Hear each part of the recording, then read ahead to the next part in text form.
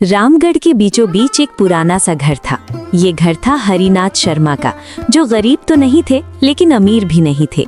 और इसी घर से शुरू होती है इन दो बहनों की कहानी। एक थी यामिनी, संस्कारों की मूरत, तो दूसरी थी शीला, घमंड की दुकान। शुरुआत में दोनों बहनें साथ साथ पली थीं, एक ही थाली में खाना, एक साथ सोना।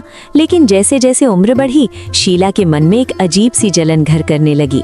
गांव में लोग यामिनी की तारीफ करते थे। यामिनी तो देवी जैसी है, एकदम माता सीता जैसी शांत और दयालु। हाँ, सही कहा। ऐसी बहू मिले तो घर स्वर्ग बन जाए। ये बातें शीला के कानों में जहर बनकर उतरने लगी थी। मैं सुंदर हूँ, तेज हूँ, फिर सब यामिनी की ही तारीफ क्यों करते हैं? उसके पास तो ना शक्ल है ना अक्ल, उसके बावजूद सब उसी को मक्खन लगाते फिरते हैं। यामिनी को ये सब पता था, लेकिन वो चुप रहती, क्योंकि उसे लगता था शीला मेरी छोटी बहन है, समय के साथ समझ जाएगी।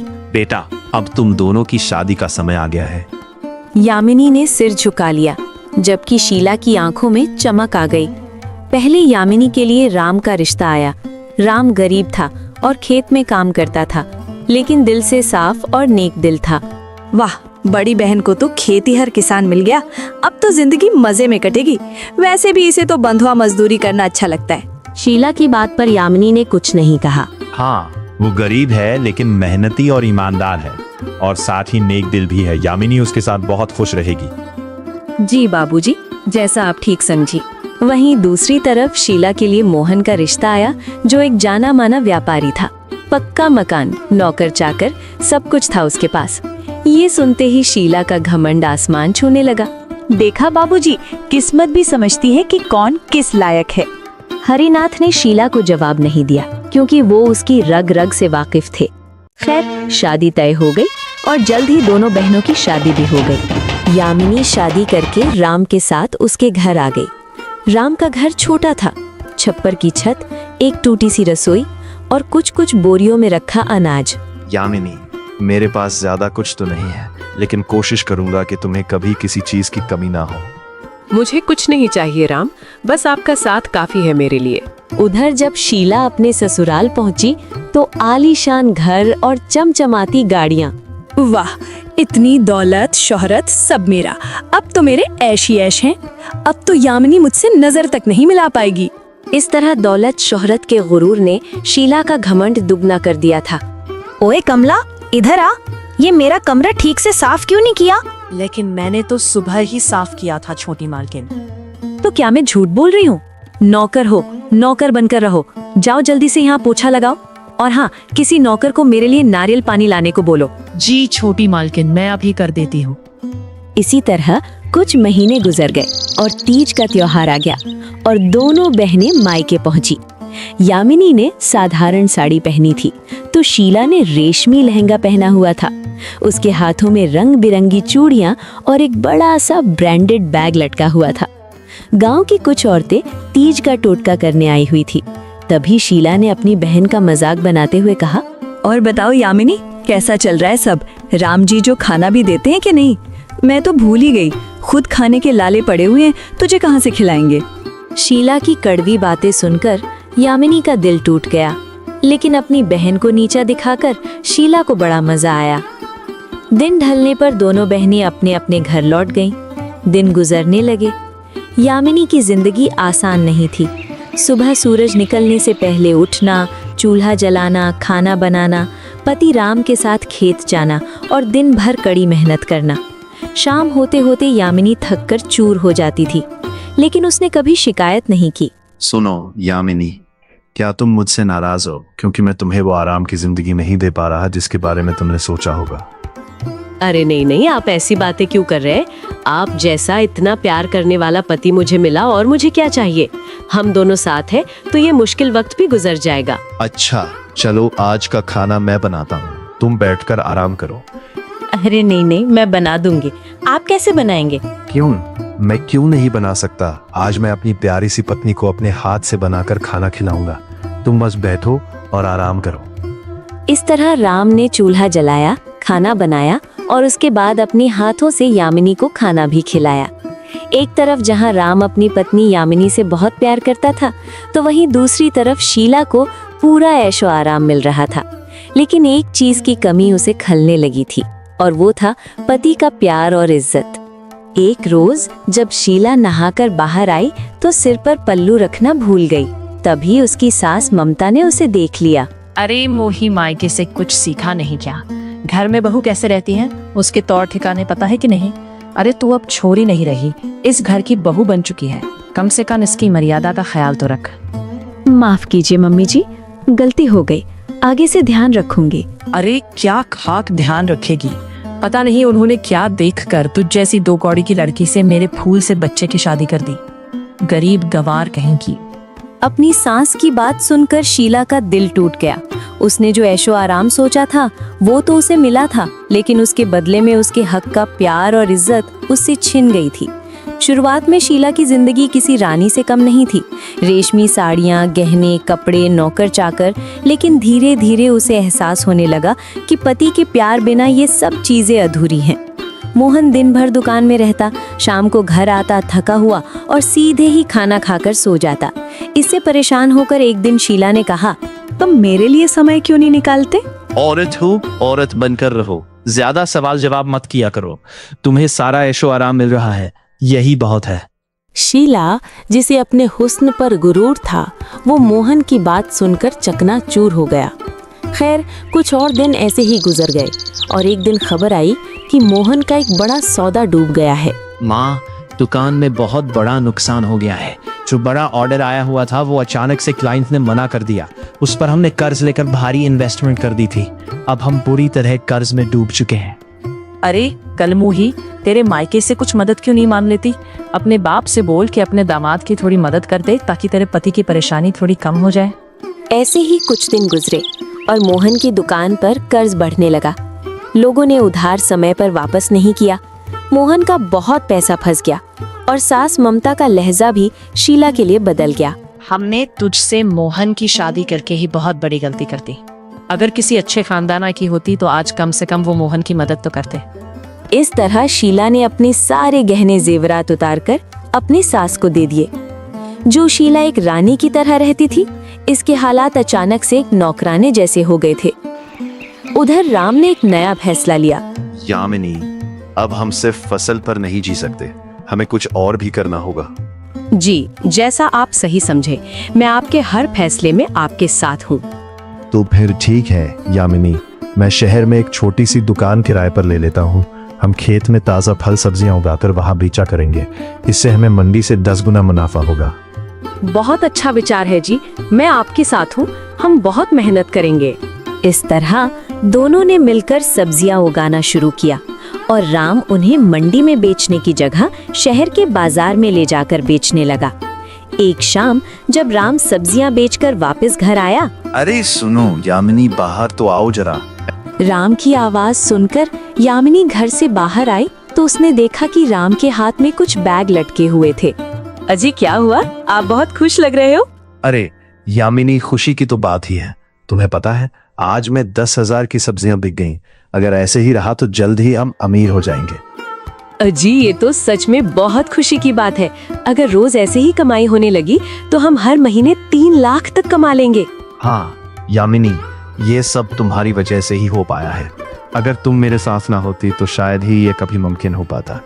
अजी, ये भी कोई कहने की बात है? आपकी पत्नी हूँ और आपके हर फैसले में आपके साथ हूँ। अच्छा, ये सब छोड़िए, ये बताइए आपके हाथों में ये क्या है? यामिनी, ये मेरी तरफ से तुम्हारे लिए पहला उपहार है। इस तरह दोनों घर के अंदर आ जाते हैं। यामिनी, ये मेरी तरफ से तुम्हारे लिए पहला उपहार है। अजी, ये तो बहुत सुंदर साड़ियाँ हैं, क्या मेरे लिए हैं? नहीं, पड़ोस वाली के लिए है। ठीक है, फिर उसे ही जाके दे दो, मुझसे बात मत करो। ये सुनकर यामिनी के चेहरे पर हल्का सा गुस्सा झलक आया। अरे मेरी फूलमती, मजाक कर रहा हूँ। ये सब तुम्हारे लिए है। हमारी नजरें आपके अलावा किसी को देख सकती हैं क्या? ये सुनकर यामिनी मुस्कुरा देती है। इस तरह राम की धीरे धीरे अच्छी कमाई होने लगी। यामिनी ने पैसों का हिसाब रखना शुरू कर दिया। उसने एक एक रुपया बचाया। गरीबी अभी भी थी, लेकिन किसी चीज का डर नहीं था, क्योंकि अब उनकी कमाई उनकी दैनिक जरूरतों से काफी ज्यादा होने लगी थी। कुछ दिन बाद जब दोनों बहनों की माँ की बरसी थी तो दोनों बहनें अपने पिता के घर आईं। अरे बेटा, कैसी हो तुम दोनों?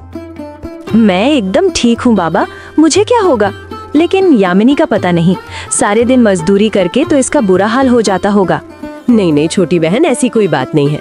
राम ने नया बिजनेस शुरू किया है और भगवान की दया से सब बहुत अच्छा चल रहा है। जल्दी हम नया घर भी लेने वाले हैं। ये सुनकर शीला की जलन और भी बढ़ गई। खैर कुछ ही दिन बाद मोहन की आर्थिक हालत और बिगड़ गई।